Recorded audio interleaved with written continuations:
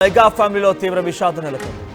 చిరంజీవి అత్త, అల్లు అర్జున్ నానమ్మ, అల్లు అరవింద్ తల్లి కనకరత్నమ్మ 94 ఏళ్ల వయసులో మరణించారు. మధ్యాహ్నం కోకాపేటలో అంత్యక్రియలు జరిగే అవకాశం కనబడుతోంది. సో హుటాహుట్న ముంబై నుంచి అల్లు అర్జున్ కూడా బయలుదేరినట్టు తెలుస్తోంది. మైసూరు నుంచి హైదరాబాద్కు బయలుదేరారు రామ్ చరణ్. అంత్యక్రియల ఏర్పాట్లు చేస్తున్నారు అల్లు అరవింద్ అండ్ చిరంజీవి. వైజాగ్లో జనసేన బహిరంగ సభ ఉండడంతో అంత్యక్రియలకి పవన్ మరియు నాగబాబు దూరంగా ఉండే అవకాశం కనబడుతోంది. అల్లు అరవింద్ తల్లి అల్లు రామలింగయ్య సతీమణి కనకరత్నమ్మ 94 ఏళ్ల వయసులో తను మరణించినట్టు తెలుస్తోంది. మనం చూస్తున్న ఫొటోస్లో తన అల్లు శిరీష్తో దిగిన ఫోటో కనబడుతోంది మీకు పైన బాక్స్లో. సో కనకరత్నమ్మ ఆవిడే.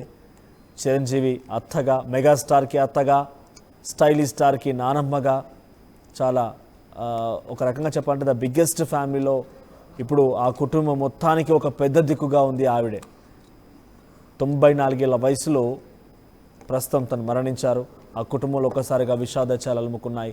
సో అటు మైసూరు నుంచి రామ్ చరణ్ బయలుదేరారు. సినిమా షూటింగ్లో భాగంగా మైసూరు వెళ్ళినట్టు తెలుస్తుంది. అక్కడి నుంచి బయలుదేరారు ఆయన.